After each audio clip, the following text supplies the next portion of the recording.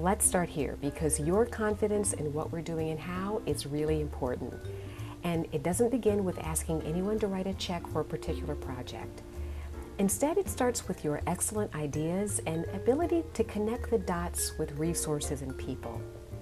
So from now until 2020, the Foundation will focus on securing major gifts for the Culinary Institute at Reynolds, the Reynolds Honors Program, our healthcare programs, and a sustainability fund for the college. And depending upon the project, gifts will provide targeted funding for capital, startup, and program endowment. And what we're doing in the development office is conducting ongoing research for workforce and philanthropic synergy between our projects and potential funders. And so your committee work is the key in bringing a lot of these opportunities to fruition. As a board member, the more comfortable you are discussing the college's initiatives, the more likely you are to have those conversations and get others interested in investing. So we're going to spend a few minutes on key points from each of our priority projects, starting with culinary. But please carefully review the strategy map documentation to better understand the case and the costs of this project. Collaboration really defines the who of the Culinary Institute. Reynolds is one partnering entity among many from the community or who are investing in the East End. And more specifically, the college is partnering with Steve and Kathy Markell, who are financing a real estate development at 25th and 9 Mile Road. Now, planning is happening with the community of Churchill North. Elected officials, residents, and students are giving us welcome feedback. They're pleased to hear plans of a local grocery store coming to a food desert with affordable and healthy foods and certainly job opportunities. Remember though, this project goes far beyond relocating our kitchens for instruction. This is about workforce, economic, and community development in our region, and the Culinary Institute brings all of that together. Reynolds is uniquely positioned to connect those goals, and that's not just our opinion.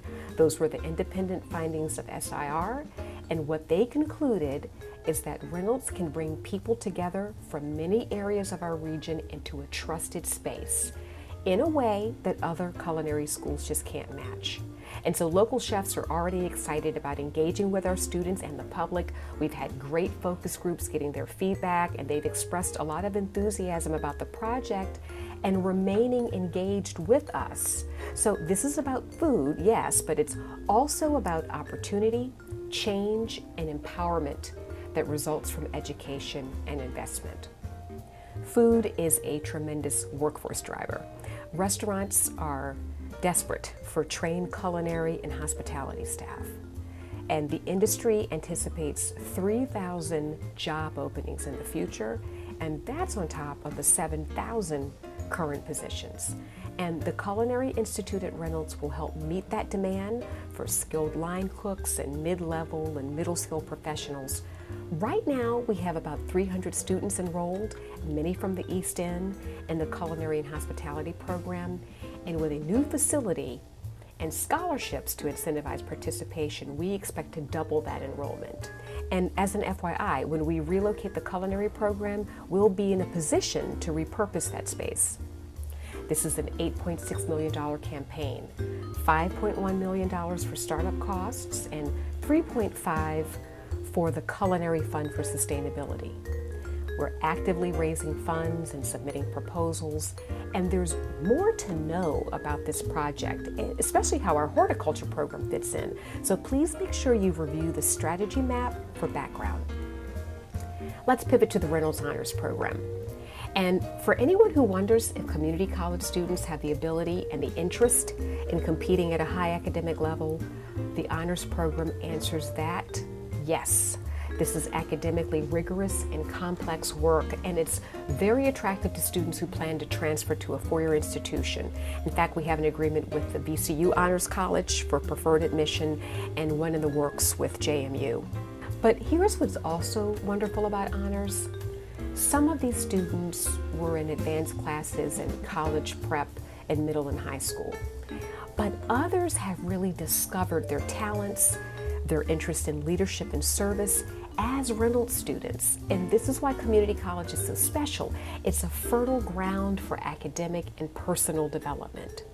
But financially, honor students are like nearly all of our students.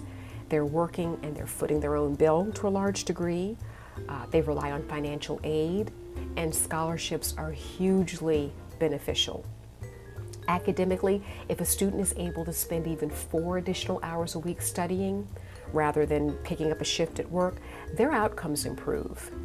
And the scholarships also put experiences in reach that would typically elude a Reynolds student, study abroad, for instance, or a service immersion project.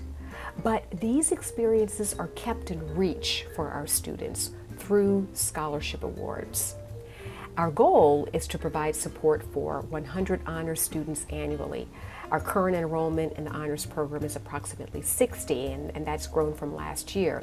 We're still raising scholarship dollars, though, through our annual fund for all of our students. So we're not penalizing any of our students who aren't in the honors program, but we do need to support honors and help those graduates succeed at the next level.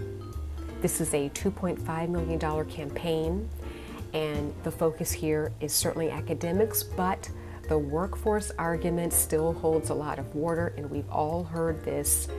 Businesses want to hire employees with critical thinking and problem-solving skills.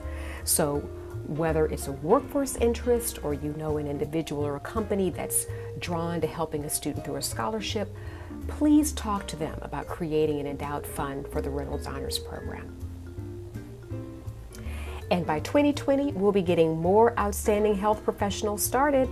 Now, the scope of the effort for our healthcare programs and the details and costs are still being defined, and they will be shared. But what we can definitely say now is that the demand for these workers is growing. The instruction and training required means that we need more clinical and lab space at the college if we're going to keep pace with local hiring.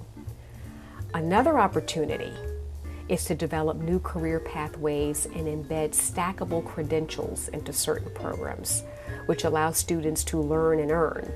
In other words, they can apply their credentials toward a degree while working in entry-level positions and steadily advancing in their healthcare training and their careers. So we'll definitely have more to come on fundraising to support the School of Nursing and Allied Health as those business plans are finalized and ready to share. Finally, let's talk about our sustainability, because that's really how we're going to maintain the current investments we have and position the college to launch new projects that are aligned with hiring patterns and labor research. And here's the fact to remember. The state's funding formula for the college is based upon past enrollment and not projected workforce needs. So positioning Reynolds to provide credentials and training for the middle skill jobs of the future requires action and investment right now.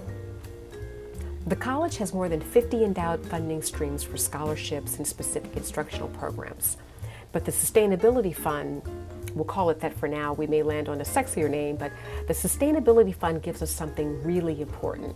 Funds at the ready to launch projects, to make sure they're effective, to adapt programs and infrastructure when there's demand and opportunity, and have those precious reserve dollars on hand that higher education institutions really rely on to build capacity. So for any appeal, we take a careful look at the donor's interests and what they will and will not give to, and that's certainly the case for sustainability appeals.